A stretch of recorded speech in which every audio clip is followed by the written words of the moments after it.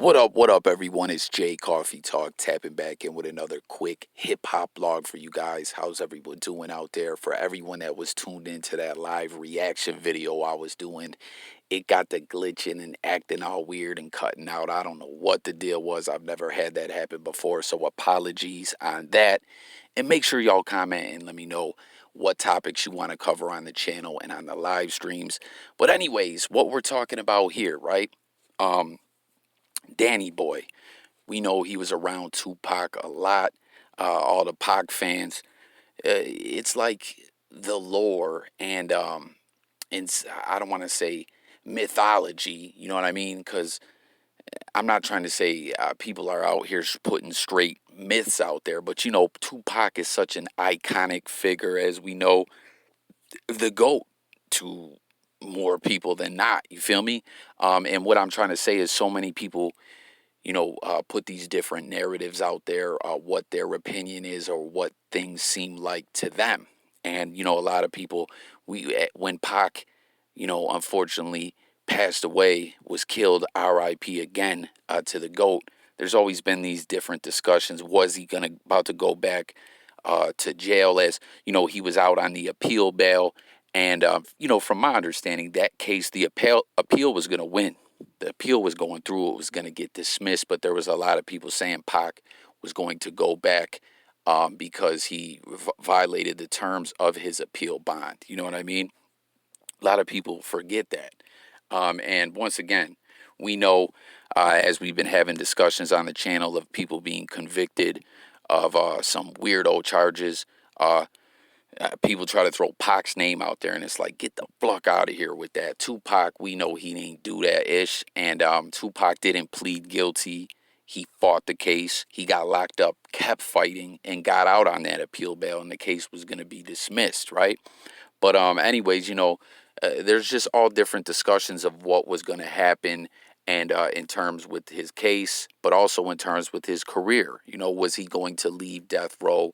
Was he really unhappy at death row? What was the deal? You feel me? And Keyshia Cole has a video out there that she did on Fat Joe's platform that, was viral, has been talked about a lot in the news, where she said she met Tupac, back when, she was only a teenager, and Pac was, in the death row era of his career. My bad, y'all. I'm all over the place on this one.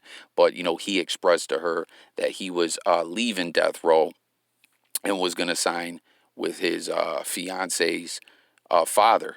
Or I don't know if she was officially his fiance yet at that time. Tap in and comment, y'all. We're talking about Kidada Jones, Quincy Jones' daughter.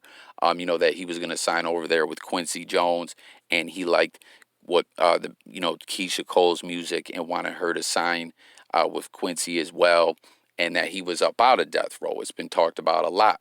Now, Danny Boy, who was around there for the death row days, has just did an interview. I don't know if you guys saw it. If you haven't, I'm going to pin the link in the comments. Go check it out if you have not seen it, and make sure you come back and join the discussion over here. Danny Boy says, man, Pac didn't tell her no shit like that. Like, he's flat out saying Keyshia Cole is making up stories, that she is indeed telling some mythology, that he doesn't even believe that to be true. He's calling her a liar. And he's saying whether Pac was unhappy or not, he never expressed it in front of Suge and everyone else. Danny Boy's claiming maybe when he was around the Outlawz or something, like his own, you know, peoples and everything like that, in his own personal time, because he said the Outlawz is indeed who he ran with most of the time. Maybe he expressed that to them, but when he was around Suge, that was never put out there. Now, we've seen different things through documentaries, movies, all kinds of stuff, whether Pac really was trying to get out of death row or was not. But Danny Boy said it didn't matter because he was contractually obligated and couldn't get up out of there, and he was in debt. The way Danny Boy is describing it. And guys, comment.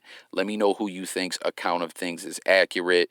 Is one of them more accurate than the other? Or do you feel like they both don't know what they're talking about? Let's discuss it all below. But we saw that in one of the movies where that was portrayed, that Pac expressed that he wanted out of death row, and Suge pulled out the books on him and said, yo, man, You ain't going nowhere. Basically, like, you owe me money still. You're still on the hook for all this. And it's just wild to think how massive success it was with Pac over at Death Row. It's also crazy too, real quick side conversation, how short of a span that was of Pac's career. Like, a lot of people who, weren't really listening to music like that in that era, or they just weren't even around, like they were, kids or not born yet, or whatever the case may be, you feel me, that don't really know what it was like back then, only think of that time with Tupac. And it's like, come on, man, like, there's so much more stages to Pac's career. Stop it. You feel me? But anyways, he pulled the books out on him, as we saw portrayed in the movie. And it just is wild to me that even all the success, and Danny Boy's backing that up about him being in debt, it's like he didn't recoup the money. It's just wild to think, And you look at it, obviously we know the music business is the music business. And we hear all the time of artists signing bad deals, getting jerked for their money, masters, publishing, all that. But, it seems the way Danny Boy's describing it, Suge definitely, was like an very opportunistic in signing Tupac. He knew he was behind bars. No one else was going to come post that appeal bail. And, the way Danny Boy saying it's kind of like Suge got that contract drawn up in a way where Pac would continue to be in debt. And there was no way out of it, is kind of the way it sounds to me what Danny Boy's saying. Y'all let me know if you agree with what I'm saying. But, that's the music business, right? There ain't no friends in business, or if you think there is, you get jerked. You feel me? But it's just, I don't know. It's wild to think what would have happened with Pac. What are your thoughts? Was he really wanting to leave? Was he wanting to leave, but he kept that to himself? I don't know. I want to know what y'all think in the comments below. As I stated, none of us really know for sure or for certain. We can do our research and hear from different people that were involved one way or another, one form or fashion. But at the end of the day, and try to piece together the information. But we really don't know for sure, for certain. But something else that he said that was interesting to me in this interview, once again, a link pinned for that interview over there on the Art of Dialogue, that was very interesting to me, was Danny Boy said that Death Row East was going to be, which, I'm sure y'all have heard of Death Row East before, was going to be a big management deal signed. And it's some of the names that he mentioned surprised me, right? I heard of Casey and JoJo. Okay, obviously I knew they were rocking with Suge to a degree.